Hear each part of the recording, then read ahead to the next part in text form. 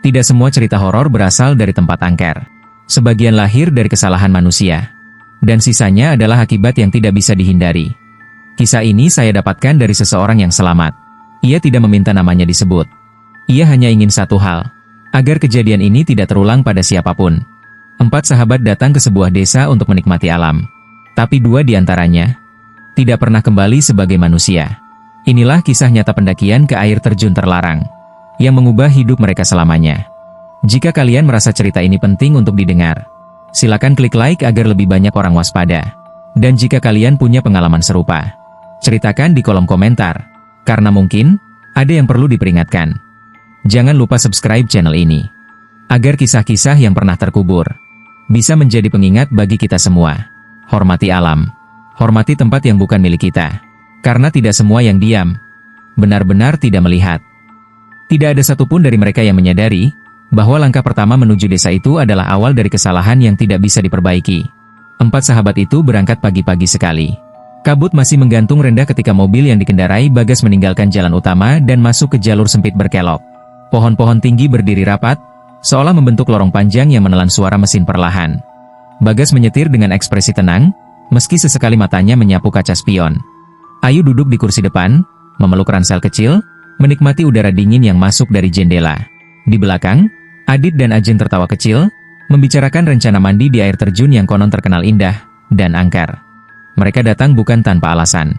Air terjun itu sedang ramai dibicarakan di media sosial. Airnya jernih, alirannya tinggi, dan lokasinya masih alami.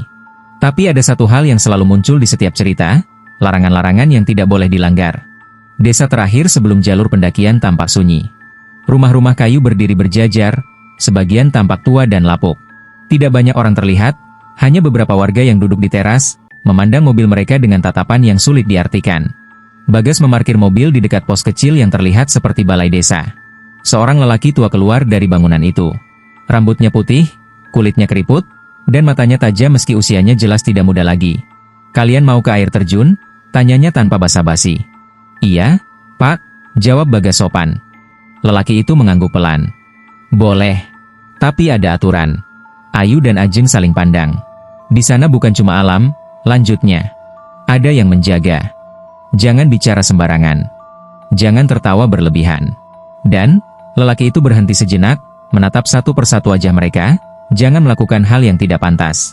Adit terkekeh kecil. Ajeng menepuk lengannya pelan, seolah menyuruhnya diam. "Kami cuma mau mandi dan foto-foto, Pak," kata Adit santai. Lelaki tua itu tidak tersenyum.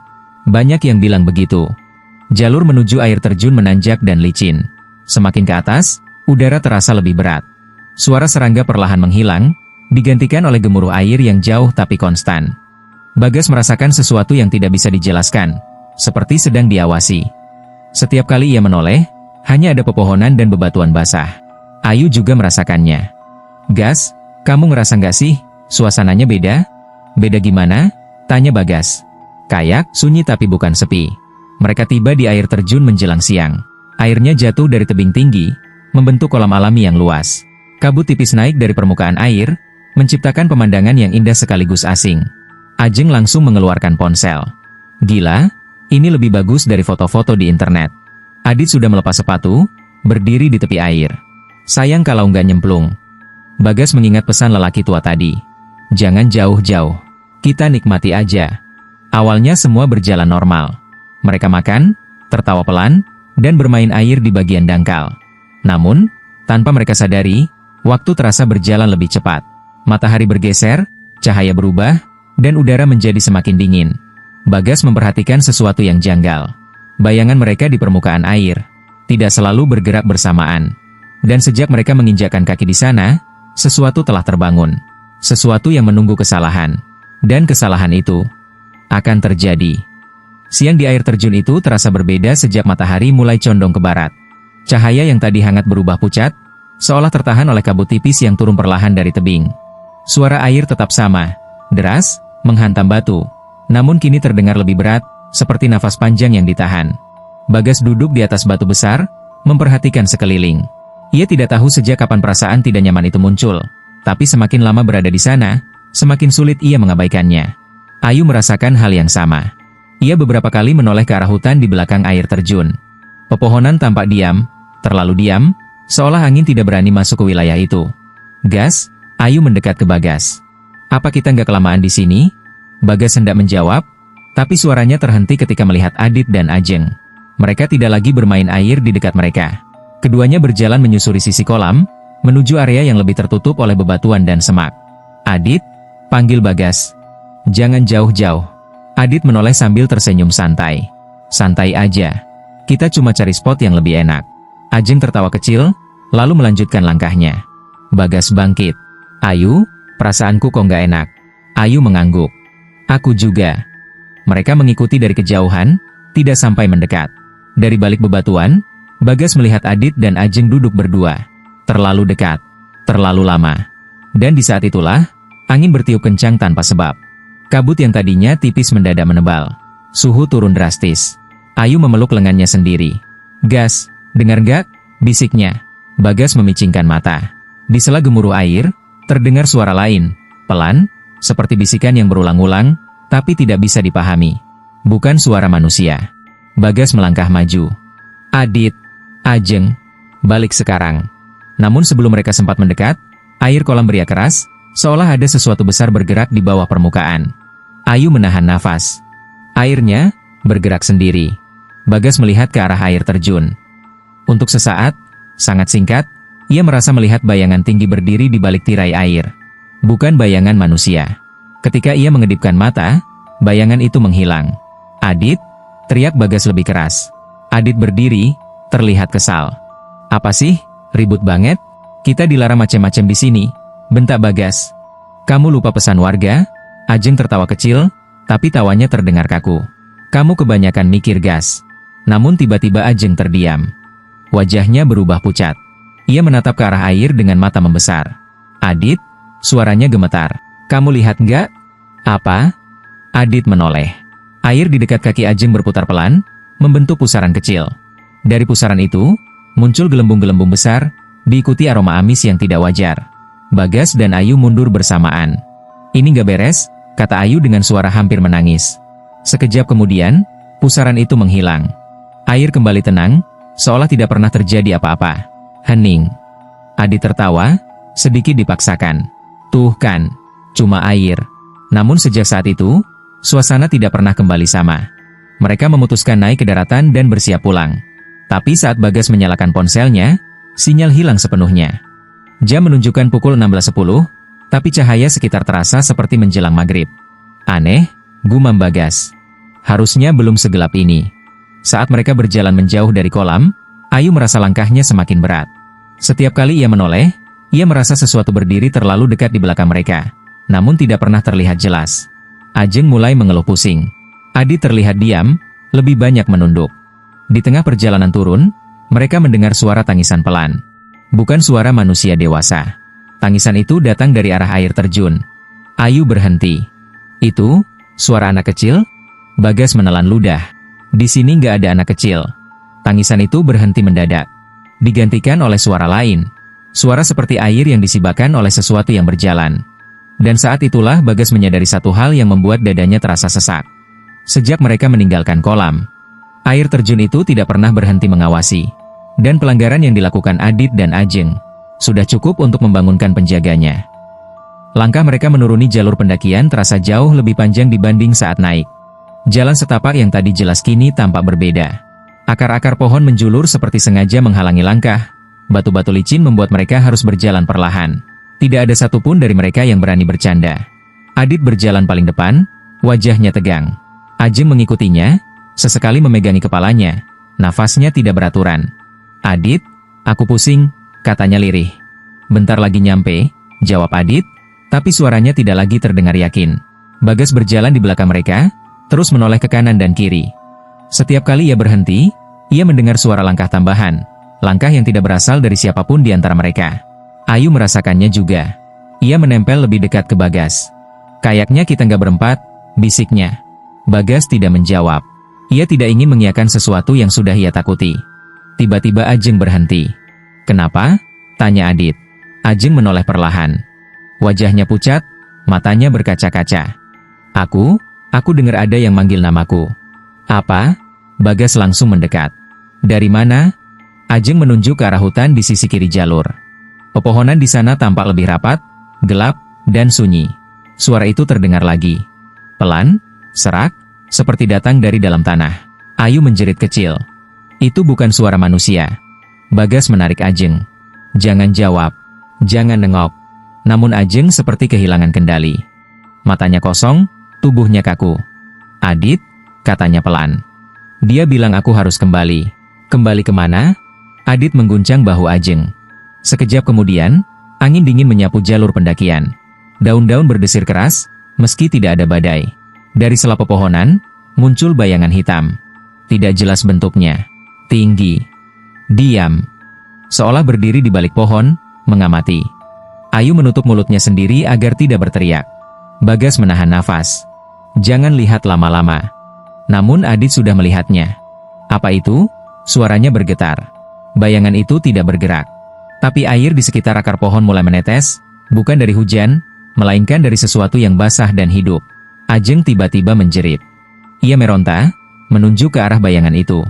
Itu, dia marah. Dia bilang kita kotor. Adit memeluk Ajeng, panik. Cukup. Kita pergi sekarang. Mereka berlari. Jalur yang mereka lewati terasa seperti memanjang tanpa akhir. Setiap kali mereka menoleh, bayangan itu selalu ada. Kadang dekat, kadang jauh, namun tidak pernah hilang. Hingga akhirnya, mereka sampai di dekat batas desa. Lampu-lampu rumah terlihat di kejauhan. Namun ketika mereka melangkah masuk, suasana desa berubah drastis. Sunyi. Tidak ada suara manusia. Tidak ada lampu yang benar-benar menyala terang. Bagas berhenti. Ini bukan desa tadi. Ayu mengangguk cepat. Rumahnya beda. Rumah-rumah tampak lebih tua. Kayunya gelap, pintunya tertutup rapat. Tidak ada satupun orang di luar. Ajeng mulai menangis. Aku mau pulang, aku mau pulang. Adit menoleh ke sekeliling, panik. Kenapa desa ini kosong? Di ujung jalan, terlihat sesosok perempuan berdiri membelakangi mereka. Rambutnya panjang, basah, menempel di punggungnya. Pakaiannya seperti kain lama yang kusam. Bagas merasakan kakinya lemas. Perempuan itu berbalik perlahan. Wajahnya pucat kebiruan. Matanya hitam pekat, tanpa putih. Dari tubuhnya menetes air, membasahi tanah. Air itu suci, katanya dengan suara berlapis. Kalian mengotorinya. Ajeng menjerit histeris dan pingsan di tempat. Adit berlutut, memeluk Ajeng. Kami salah, kami nggak tahu. Perempuan itu melangkah mendekat. Setiap langkahnya meninggalkan jejak air. Kesalahan harus ditebus, katanya. Atau kalian akan tinggal. Bagas memberanikan diri maju. Apa yang harus kami lakukan? Perempuan itu menatap Bagas lama. Berbeda. Tatapannya tidak sekeras saat melihat Adit dan Ajeng. Bersihkan, katanya singkat. Dan minta izin. Sekejap kemudian, perempuan itu menghilang. Desa kembali sunyi. Namun kali ini, mereka tahu. Mereka tidak tersesat. Mereka ditahan. Ajeng terbaring di lantai rumah kosong itu dengan napas tersengal. Tubuhnya dingin seperti es, meski keringat membasahi pelipisnya. Adit duduk di sampingnya, wajahnya pucat, matanya kosong menatap satu titik. Bagas berdiri di dekat pintu, gelisah. Rumah tempat mereka berlindung tampak seperti rumah warga, tapi tidak ada satupun tanda kehidupan. Debu tebal di lantai, perabot tua, dan bau lembab yang menusuk hidung.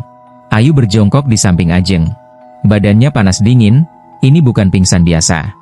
Ajeng membuka mata perlahan. Bibirnya bergetar. Air, bisiknya. Dia ada di air. Adit menggenggam tangannya. Siapa? Jeng? Ajeng menjerit tiba-tiba. Tubuhnya kejang, punggungnya melengkung tidak wajar. Dia marah, teriaknya. Dia bilang aku kotor. Dia mau ambil aku. Ayu menangis tertahan. Bagas memegangi bahu Ajeng, berusaha menenangkannya. Tenang, dengar suaraku, kata Bagas, meski suaranya sendiri gemetar. Namun tepat saat itu, suara air menetes terdengar dari langit-langit rumah. Bukan dari atap bocor. Air itu menetes dari udara kosong. Adit menoleh ke atas. Wajahnya berubah. Air itu berwarna keruh. Dan bau amisnya sama persis seperti di kolam air terjun. Ajeng tiba-tiba berhenti bergerak. Matanya terbuka lebar, menatap kosong ke atas. Lalu dengan suara yang bukan suaranya sendiri, ia berkata, "Kalian diberi waktu." Semua membeku. Waktu untuk apa? Tanya Bagas, memberanikan diri. Membersihkan, mengakui, dan meminta. Air menetes semakin deras. Lantai mulai basah. Adit berlutut. "Kami salah, kami minta maaf." Namun suara itu tertawa pelan. Bukan tawa bahagia. Tawa yang dingin dan merendahkan. Maaf tidak selalu cukup. Sekejap kemudian, Ajeng pingsan kembali. Air berhenti menetes. Rumah kembali sunyi. Tidak lama setelah itu, suara langkah terdengar dari luar. Seorang lelaki tua berdiri di ambang pintu. Wajahnya keriput, sorot matanya dalam. Bukan lelaki yang sama di pos desa sebelumnya, tapi usianya hampir sebaya. "Kalian tidak seharusnya ada di sini malam-malam," katanya pelan. Bagas langsung mendekat. "Pak, tolong kami." Lelaki itu masuk, menatap Ajeng dan Adit lama. Wajahnya berubah muram. "Kalian melanggar," katanya. "Dan penjaga itu sudah bangun." "Masih bisa diselamatkan, Pak?" tanya Ayu dengan suara hampir putus. Lelaki itu menghela napas panjang. "Masih, tapi tidak semuanya." Adit mendongak. "Apa yang harus kami lakukan?" "Ritual pembersihan," jawabnya. "Di air terjun itu." "Malam ini?" Bagas menegang. "Balik ke sana? Kalau tidak," lelaki itu menatap Ajeng, jiwanya akan ditarik pelan-pelan. Dan setelah itu, tubuhnya tinggal cangkang. Adit gemetar. "Apa risikonya?" Lelaki itu menatap Adit lurus. "Penjaga tidak pernah meminta tanpa imbalan." Malam semakin larut. Ajeng mulai menggigil hebat. Dari mulutnya keluar suara tangisan kecil, bukan suaranya. Suara seperti anak kecil menangis di dalam air. Adit menutup telinganya sendiri. "Ini salahku." Bagas menepuk bahunya. "Kita tanggung bareng." Namun di dalam hati Bagas, ada satu ketakutan yang tidak berani ia ucapkan. Penjaga air terjun itu tidak hanya ingin permintaan maaf, ia ingin tumbal. Dan waktu mereka hampir habis. Malam turun sepenuhnya ketika mereka kembali menapaki jalur menuju air terjun. Langit tertutup awan tebal. Tidak ada bintang. Tidak ada bulan. Satu-satunya cahaya hanya berasal dari lampu minyak kecil yang dibawa lelaki tua itu. Nyala apinya bergoyang lemah setiap kali angin malam menyusup di antara pepohonan. Ajeng dipapah oleh Adit dan Ayu. Tubuhnya semakin ringan, seperti tidak sepenuhnya berada di dunia yang sama. Matanya setengah terbuka, bibirnya terus bergerak, menggumamkan kata-kata yang tidak bisa dipahami. Bagas berjalan paling belakang. Setiap beberapa langkah, ia menoleh. Perasaannya mengatakan bahwa mereka tidak sendirian. Dan perasaan itu benar. Dari kejauhan, suara air terjun terdengar lebih keras dari sebelumnya. Bukan hanya gemuruh, tapi seperti suara sesuatu yang sedang bernafas. Sesampainya di kolam, lelaki tua itu berhenti. "Di sini," katanya singkat. Air terjun tampak berbeda di malam hari. Tirai airnya berwarna hitam pekat, memantulkan cahaya lampu minyak dengan cara yang aneh. Kabut tebal menggantung rendah, membuat jarak pandang terbatas. Lelaki tua itu mengeluarkan kain putih kusam, beberapa batang kemenyan, dan mangkuk tanah bercampur air. "Dengarkan baik-baik," katanya pada Bagas dan Ayu. "Apapun yang kalian lihat nanti, jangan lari. Jangan berteriak. Jangan menyela." Bagas mengangguk pelan. Adit menelan ludah. "Kalau Ajeng kenapa-kenapa?" Lelaki itu menatapnya lama. "Kalian datang dengan niat bersenang-senang. Penjaga datang dengan niat menuntut. Ritual dimulai. Kemenyan dibakar. Asap putih naik perlahan, lalu tiba-tiba tertarik ke arah air terjun, seolah ada tarikan kuat dari balik tirai air. Angin berhenti. Suara hutan lenyap. Hanya ada air, dan nafas mereka sendiri. Ajeng tiba-tiba berteriak. Tubuhnya terangkat sedikit dari tanah, punggungnya melengkung. Matanya terbuka lebar, hitam pekat tanpa bola mata. "Panas," jeritnya. "Air ini panas." Padahal air kolam tidak berubah. Adit panik, mencoba memeluk Ajeng, tapi lelaki tua itu mengangkat tangan. "Jangan sentuh." Dari permukaan kolam, riak besar muncul. Air berputar pelan, membentuk lingkaran. Lalu, muncul sosok itu. Perempuan berambut panjang basah, tubuhnya tinggi dan kurus. Kulitnya pucat kehijauan, dan dari matanya menetes air tanpa henti. Ia berdiri di atas air, tidak tenggelam. Ayu langsung berlutut, menangis tanpa suara. Bagas menahan napas. Kakinya terasa lemas, tapi ia memaksa berdiri. "Penjaga," kata lelaki tua itu dengan suara bergetar tapi hormat. "Kami datang membawa pengakuan." Makhluk itu menoleh perlahan ke arah Adit dan Ajeng. Tatapan itu membuat Adit gemetar hebat. "Kalian mencemari," suara penjaga bergema, seperti datang dari banyak arah. "Kalian tertawa di tempat yang disucikan." Adit bersujud. "Kami salah, kami minta ampun." Ajeng menjerit lagi. Dari matanya mengalir air bercampur darah tipis. "Maaf tidak menghapus jejak," kata penjaga. Jejak itu menempel. Makhluk itu mengangkat tangannya. Air kolam naik setinggi lutut mereka dalam hitungan detik. Ritual belum selesai, kata penjaga. Tapi penanda sudah diberikan. Tiba-tiba, Adit berteriak kesakitan. Di dada kirinya muncul bekas seperti telapak tangan basah, membiru perlahan. Ajeng juga mengalami hal yang sama. Bekas itu muncul di lehernya. Lelaki tua itu menunduk dalam-dalam. Penanda sudah turun. Artinya apa? Tanya Bagas dengan suara hampir hilang. Lelaki itu menoleh, wajahnya pucat. Artinya, mereka sudah dipilih. Air perlahan surut. Penjaga menghilang ke balik tirai air. Hutan kembali bersuara. Namun Ajeng dan Adit terdiam. Nafas mereka berat. Tatapan mereka kosong, seperti sebagian dari diri mereka sudah tertinggal di air itu. Bagas merasakan satu hal yang membuat dadanya terasa hancur. Ritual ini bukan untuk menyelamatkan sepenuhnya. Ini hanya menunda pengambilan. Dan waktu mereka semakin sedikit. Pagi datang tanpa kelegaan. Kabut masih menggantung di sekitar air terjun ketika mereka kembali ke tenda. Tidak ada yang berbicara. Bahkan suara resleting tas pun terdengar terlalu keras di telinga Bagas. Adit duduk terdiam di atas batu, menatap bekas telapak tangan di dadanya. Warnanya semakin gelap, seperti memar yang hidup. Setiap beberapa menit, ia meringis, seolah ada sesuatu yang bergerak di bawah kulitnya. Ajeng lebih parah. Ia tidak mau makan. Tidak mau minum. Tatapannya kosong, tapi sesekali ia tersenyum kecil. Senyum yang tidak pernah ia miliki sebelumnya. Ayu mendekati Bagas dengan suara berbisik. Bagas, Ajeng dari tadi ngomong sendiri. Bagas menoleh. Ajeng duduk membelakangi mereka, menghadap hutan. Rambutnya tergerai, bergerak pelan meski tidak ada angin. Ajeng, panggil Bagas. Perempuan itu menoleh perlahan. Matanya kembali normal, tapi ada sesuatu yang dingin di sana. Bagas, katanya lembut. Kamu dengar suara air enggak? Air terjun? Ajeng menggeleng. Bukan. Yang manggil. Adit tiba-tiba berdiri. Kalian juga dengar, kan? Semua terdiam. Ada yang manggil namaku, lanjut Adit dengan nafas memburu. Dari semalam. Dari dalam kepala. Bagas mendekat. Apa katanya? Adit menutup telinganya. Suruh pulang. Bagus dong, sela Ayu cepat. Kita memang harus turun hari ini. Adit tertawa pendek. Bukan tawa lega, tapi tawa putus asa. Bukan pulang ke bawah, katanya lirih. Pulang ke air. Udara di sekitar mereka mendadak terasa lembab dan dingin. Bagas memutuskan, mereka harus turun hari itu juga. Tidak ada alasan untuk bertahan lebih lama. Namun jalur pulang tidak seperti kemarin. Setiap belokan terasa asing.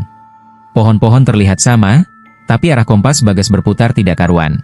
Jalur yang seharusnya menurun malah membawa mereka kembali mendekati suara air terjun. Kita cuma muter aja dari tadi, kata Ayu panik. Ajeng tersenyum kecil. Bukan muter. Kita ditunggu. Adit tiba-tiba berhenti berjalan. Adit, panggil Bagas. Cowok itu berdiri kaku, menatap lurus ke depan. Dari balik pepohonan, kabut menebal membentuk siluet-siluet tinggi. Tidak jelas wajahnya, tapi gerakannya lambat. Jangan biarin mereka, kata Adit pelan. Kalau mereka nyentuh, aku nggak bisa nolak. Bagas menggenggam bahunya. Lihat aku, Dit. Fokus. Adit menoleh. Mata Adit berkaca-kaca. Gas, kalau nanti aku kenapa-kenapa. Stop. Aku, minta maaf, lanjutnya. Aku nyeret kalian ke sini. Ajeng melangkah maju, mendekati kabut. Ajeng. Ayu menarik lengannya. Ajeng menoleh, suaranya berubah berat. Yang bersalah itu kami. Yang lain harus pergi. Tanah di bawah kaki mereka tiba-tiba basah. Air merembes dari sela-sela tanah, mengalir pelan menuju arah air terjun, seolah jalur itu sedang dibuka. Bagas sadar satu hal mengerikan. Penjaga tidak mengejar mereka. Penjaga menunggu yang ditandai datang sendiri. Dan tanda itu semakin kuat. Adit berlutut, menahan dada. Bekas telapak tangan itu kini terasa hangat, berdenyut seirama dengan suara air. Ada satu cara, kata Ajeng tiba-tiba, menatap Bagas dan Ayu. Kalau nggak mau semuanya diambil. Bagas menelan ludah. Cara apa? Ajeng tersenyum, senyum yang bukan miliknya. Yang ditandai harus datang saat malam. Dengan sukarela. Kalau enggak, yang lain akan diganti. Kalimat itu menggantung di udara seperti vonis. Bagas menggenggam tangan Ayu. Ia tahu, mulai malam ini, tidak ada lagi pilihan yang adil. Malam turun tanpa suara. Kabut yang sejak sore menggantung kini menebal, menyelimuti hutan seperti kain kafan basah. Api unggun yang Bagas nyalakan tidak memberi kehangatan, Cahayanya justru membuat bayangan pepohonan tampak bergerak, seolah ada yang mengintai dari balik gelap. Adit duduk terpisah dari yang lain. Dadanya terbuka, bekas telapak tangan itu kini jelas terlihat berwarna kehitaman, urat-uratnya menjalar seperti akar. Setiap kali suara air terjun meninggi, dadanya ikut berdenyut.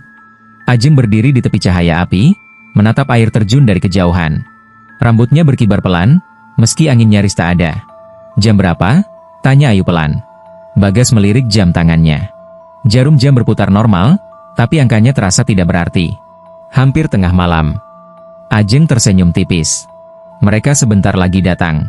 Ayu memeluk lututnya. "Siapa yang datang?" Ajeng menoleh. "Yang punya tempat ini." Tidak lama setelah itu, suara air berubah. Bukan lagi gemuruh biasa. Ada ritme, seperti nafas panjang yang ditahan lalu dilepas perlahan. Tanah di sekitar mereka mulai terasa dingin dan lembab. Bagas berdiri. "Ajeng, kamu bilang ada cara." "Ritual." "Jelasin semuanya." Ajeng mengangguk pelan. "Air terjun ini dijaga. Bukan cuma satu, tapi banyak. Mereka nggak peduli manusia datang, asal tahu batas." "Dan kami nggak tahu," sahut Adit lirih. Ajeng menatapnya. "Kalian tahu, tapi memilih lupa." Hening. Adit menunduk. "Kalau aku yang pergi, yang lain aman?" Ajeng terdiam cukup lama. Lalu berkata, "Satu tidak cukup." Bagas membeku. "Maksudnya?" "Mereka minta dua," kata Ajeng pelan. "Yang melanggar." Ayu berdiri dengan mata berkaca-kaca. "Ajeng, kamu juga?" Ajeng tersenyum pahit. "Aku sudah lama ditandai." Api unggun tiba-tiba mengecil sendiri. Kabut bergerak mendekat, membentuk lingkaran samar di sekitar mereka. Dari balik kabut, muncul bayangan-bayangan tinggi. Tidak jelas bentuk wajahnya, tapi mata mereka berkilau seperti cahaya yang tenggelam di dalam air. Ayu menggigil. "Bagas, aku takut." Bagas menarik Ayu ke belakangnya. Salah satu bayangan maju. Tanah di bawah kakinya basah, seolah ia membawa air dari dunia lain. Ajeng melangkah ke depan. Suaranya berubah, lebih dalam, lebih berat. "Kami datang untuk menebus." Bayangan itu berhenti. Udara terasa menekan, membuat nafas Bagas sesak. Adit bangkit dengan susah payah. "Aku siap." Bagas spontan memegang lengannya. "Adit, jangan." Adit tersenyum lemah. "Kalau bukan aku, nanti Ayu atau kamu yang diambil." Ajeng menoleh pada Bagas. Tatapan matanya kembali seperti dulu. Takut, menyesal. "Maafin aku," katanya lirih. "Aku egois." Air di sekitar kaki mereka mulai mengalir menuju arah air terjun, membentuk jalur tipis berkilau di bawah cahaya bulan. Bayangan penjaga membuka jalan. Ritual tidak butuh mantra. Tidak ada bacaan. Yang diminta hanya kesadaran dan kerelaan. Adit melangkah pertama. Ajeng menyusul. Setiap langkah mereka membuat suara air semakin keras. Kabut menutup tubuh mereka perlahan, sampai hanya siluet yang terlihat. Ayu menangis tanpa suara. Bagas ingin berteriak, tapi tenggorokannya terkunci. Tepat sebelum siluet Ajeng menghilang sepenuhnya, ia menoleh. "Jangan kembali ke sini," katanya. "Dan ceritakan, supaya orang lain ingat batas." Lalu kabut menutup semuanya. Suara air terjun kembali normal. Api unggun padam. Hutan menjadi sunyi, terlalu sunyi. Bagas dan Ayu berdiri berdua, gemetar, menyadari satu hal yang paling menyakitkan. Mereka selamat, karena orang lain membayar harganya. Pagi datang tanpa matahari. Kabut masih menggantung rendah di antara pepohonan, membuat cahaya pagi terlihat pucat dan dingin. Air terjun tetap mengalir seperti biasa, seolah tidak pernah menelan dua jiwa semalam. Bagas terbangun dengan tubuh kaku. Tanah lembab menempel di punggungnya. Api unggun sudah mati, hanya menyisakan abu hitam yang basah. Ayu masih tertidur di sampingnya. Wajahnya pucat, matanya sembab oleh tangis yang belum kering. Bagas duduk perlahan. Dadanya terasa kosong, bukan lega, bukan takut, hanya kosong. Nama itu muncul di kepalanya tanpa suara. Adit. Ajeng. Ia menoleh ke arah jalur air semalam. Tidak ada jejak kaki. Tidak ada tanda apapun. Seolah dua sahabat mereka tidak pernah ada di tempat itu. Ayu terbangun dengan nafas terputus-putus. Matanya langsung mencari ke sekeliling. "Mereka?" Suaranya serak. Bagas tidak menjawab. Jawaban itu terlalu jelas untuk diucapkan. Ayu menutup mulutnya, bahunya bergetar. Tidak ada teriakan, tidak ada tangisan keras. Hanya suara nafas yang pecah oleh rasa bersalah. Beberapa menit berlalu dalam diam. Lalu, angin bertiup. Pelan, dingin, membawa aroma air yang aneh, seperti logam dan tanah basah. Bagas berdiri. Kita harus pergi sekarang. Ayu mengangguk lemah. Mereka membereskan tas dengan tangan gemetar. Saat Bagas mengangkat ransel Adit yang tertinggal, dadanya terasa diremas. Bagas, Ayu berbisik. Kamu dengar itu? Bagas membeku. Dari arah air terjun, terdengar suara langkah kaki. Perlahan. Berat. Seperti seseorang berjalan di air dangkal. Bagas memutar tubuhnya. Tidak ada siapapun. Namun di permukaan air, muncul riak melawan arus. Ayu mundur panik. Mereka masih di sini. Bagas menarik tangannya. Jangan lihat ke sana. Mereka mulai berjalan menyusuri jalur pulang. Anehnya, jalur yang kemarin terasa panjang kini seperti memendek, tapi setiap langkah terasa berat, seolah tanah menahan kaki mereka. Hutan terasa berbeda. Pepohonan lebih rapat. Suara burung nyaris tidak ada. Yang terdengar hanya detak jantung dan langkah mereka sendiri. Tiba-tiba Ayu berhenti. Bagas? Apa? Aku ngerasa ada yang jalan di belakang kita. Bagas menoleh cepat. Kosong. Namun, di tanah lembab, ada jejak kaki basah, sejajar dengan langkah mereka. Bukan di belakang. Di samping. Jejak itu tidak memakai alas kaki. Ayu menahan napas. Jangan bilang itu. Jangan sebut apa-apa, potong Bagas cepat. Jalan terus. Langkah mereka dipercepat. Jejak itu ikut mempercepat. Bagas mulai merasakan pusing. Kepalanya dipenuhi potongan ingatan. Tawa Adit, wajah Ajeng, suara air semalam. Lalu, suara itu muncul. Pelan. Sangat pelan. Bagas? Bagas berhenti refleks. Ayu mencengkeram lengannya. Jangan jawab. Suara itu terdengar lagi, lebih dekat. Bagas, jangan lupa janji. Bagas menelan ludah. Tubuhnya dingin dari ujung kepala sampai kaki. Janji apa? Ayu berbisik putus asa. Bagas teringat kata-kata terakhir Ajeng. Ceritakan, supaya orang lain ingat batas. Jejak kaki di samping mereka berhenti. Udara terasa lebih ringan. Kabut perlahan menipis. Di kejauhan, samar-samar terdengar suara kendaraan. Jalan desa. Ayu terisak lega. Kita hampir keluar. Bagas mengangguk, tapi dadanya masih sesak. Saat mereka akhirnya keluar dari hutan dan melihat rumah-rumah penduduk, Bagas menoleh sekali lagi ke arah air terjun. Di antara pepohonan, ia melihat dua sosok berdiri diam. Tidak mendekat. Tidak melambaikan tangan. Hanya menatap. Dan entah kenapa, Bagas merasa mereka tidak marah. Mereka hanya memastikan satu hal. Bahwa yang tersisa akan menepati. Desa itu terlihat normal. Rumah-rumah berdiri tenang, asap dapur mengepul, suara ayam terdengar bersahutan. Tidak ada tanda bahwa dua anak muda baru saja hilang di bukit air terjun. Justru itulah yang membuat Bagas merasa asing. Ia dan Ayu duduk di pos ronda dengan pakaian kotor dan wajah kelelahan. Beberapa warga mengelilingi mereka, mendengarkan cerita yang terdengar mustahil. Jadi, mereka hanyut? Tanya seorang lelaki setengah baya dengan nada ragu. Bukan hanyut, Bagas menggeleng pelan. Mereka diambil. Seisi pos ronda hening sesaat, lalu terdengar gumaman pelan, campuran iba dan ketidakpercayaan. Kalian kelelahan, kata seorang ibu. Mungkin halusinasi. Ayu menunduk. Tangannya gemetar sejak tadi. Kami lihat sendiri. Ritualnya gagal. Kalian berempat naik ke air terjun angker, potong kepala dusun pelan tapi tegas. Yang dua tidak kembali. Kalau kalian bilang diambil makhluk halus, siapa yang bisa buktiin? Bagas membuka mulut, tapi tidak ada kata yang keluar. Ia tahu, tidak ada bukti untuk dunia yang tidak mau percaya. Pencarian tetap dilakukan. Warga naik ke bukit, menyusuri air terjun, memanggil nama Adit dan Ajeng. Tapi yang ditemukan hanya barang-barang basah, sandal, dan satu ponsel mati tanpa rekaman apapun. Hari berganti. Status mereka berubah dari hilang menjadi kemungkinan besar meninggal.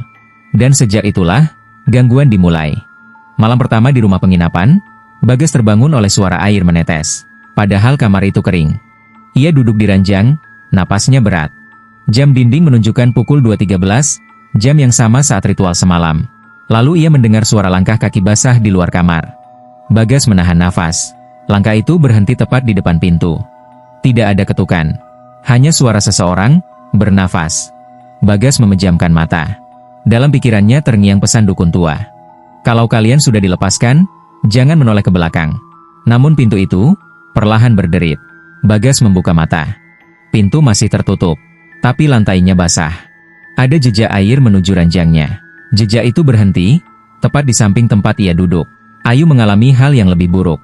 Setiap kali ia memejamkan mata, ia melihat Ajeng berdiri di tepi air terjun. Rambutnya menempel di wajah, matanya kosong. Ajeng tidak menjerit, tidak menangis. Ia hanya berkata pelan, "Kita sudah minta maaf, tapi tidak cukup." Ayu sering terbangun sambil berteriak. Tubuhnya demam, pikirannya kacau. Dokter desa bilang itu trauma. Namun Ayu tahu, itu bukan sekadar trauma. Bagas mencoba kembali ke kehidupan normal. Ia pulang ke kota, bekerja serabutan, mencoba melupakan. Tapi setiap kali ia mendengar suara air, keran bocor, hujan, bahkan suara es mencair, dadanya langsung sesak. Suatu malam, di kamar kosnya, Bagas mendengar suara motor berhenti di depan. Ia menengok lewat jendela. Kosong. Namun di cermin kamarnya, ia melihat pantulan yang tidak sesuai. Di belakangnya, ada dua bayangan berdiri diam. Saat Bagas berbalik, kamar itu kosong. Namun di telinganya terdengar bisikan, "Kamu belum menepati janji." Bagas akhirnya mengerti. Yang diambil memang Adit dan Ajeng. Tapi yang ditinggalkan, dibebani tugas. Cerita itu harus disampaikan. Bukan sebagai kisah horor. Bukan untuk sensasi. Tapi sebagai peringatan. Ayu menghubunginya suatu malam. Dengan suara gemetar, ia berkata, "Gas, mereka makin sering datang. Kalau kita diam, aku takut, kita yang nyusul." Bagas menutup telepon perlahan. Ia menatap layar laptopnya yang kosong. Lalu mulai mengetik. Tentang pendakian, tentang air terjun, tentang kesalahan yang tidak bisa ditebus. Dan sejak cerita itu mulai dibagikan, gangguan perlahan berkurang. Tapi Bagas tahu satu hal, cerita ini belum selesai. Karena penghuni air terjun tidak hanya ingin diingat, mereka ingin dihormati. Bagas tidak pernah kembali ke desa itu. Bukan karena takut, tapi karena ia tahu, beberapa tempat tidak ingin dikunjungi lagi, hanya ingin dikenang dengan cara yang benar. Cerita tentang pendakian ke air terjun itu perlahan menyebar. Awalnya hanya di antara teman dekat. Lalu dibagikan ke forum, grup kecil, hingga akhirnya dibacakan sebagai kisah pengalaman nyata oleh beberapa orang. Nama Adit dan Ajeng tidak disebut lengkap. Wajah mereka tidak ditampilkan. Bagas menjaga satu janji, tidak menjadikan mereka tontonan. Sejak itu, gangguan mulai berubah bentuk. Tidak lagi mimpi buruk yang kasar. Tidak lagi penampakan yang memaksa. Yang tersisa hanya rasa diawasi. Ayu memilih pindah kota. Ia tidak pernah menikah. Tidak pernah kembali ke alam bebas. Sungai, danau, air terjun, semuanya ia hindari. Suatu malam, bertahun-tahun kemudian, Ayu mengirim pesan singkat ke Bagas. "Aku mimpi Ajeng lagi." Kali ini dia senyum. Tapi bilang, "Kami sudah tenang. Jangan biarkan yang lain lupa." Pesan itu diakhiri satu kalimat yang membuat Bagas menatap layar lama. Kalau cerita ini berhenti, mereka akan muncul lagi. Bagas akhirnya kembali, sendirian. Bukan mendaki. Bukan berkemah. Ia datang siang hari, berhenti di batas bukit, di tempat papan peringatan kayu berdiri, yang kini lebih besar dan jelas. Dilarang melakukan perbuatan tidak senonoh. Tempat ini dijaga. Di bawahnya, seseorang menambahkan tulisan kecil dengan cat hitam. "Hormati," atau "Pulang tanpa jiwa." Bagas berdiri lama. Suara air terjun terdengar jauh, lebih pelan dari ingatannya. Angin bergerak ringan, membawa aroma tanah basah. Tidak ada kabut. Tidak ada bayangan. Tidak ada bisikan. Bagas menunduk. "Maaf," katanya lirih. Bukan pada makhluk tak kasat mata, tapi pada kesalahan manusia. Ia meletakkan bunga liar di atas batu, lalu berbalik tanpa menoleh. Dan untuk pertama kalinya sejak kejadian itu, dadanya terasa ringan. Beberapa bulan kemudian, seorang pemuda desa menemukan sesuatu di dekat air terjun. Sepasang sandal tua yang tersangkut di akar pohon. Tidak rusak. Tidak lapuk. Seolah baru diletakkan. Warga tidak mengambilnya. Mereka tahu, beberapa barang bukan untuk dibawa pulang. Sejak saat itu, tidak pernah ada lagi kejadian hilang. Tapi setiap malam tertentu, saat bulan redup dan air terjun terdengar lebih deras, warga mengaku melihat dua bayangan berdiri di balik tirai air. Tidak menakuti.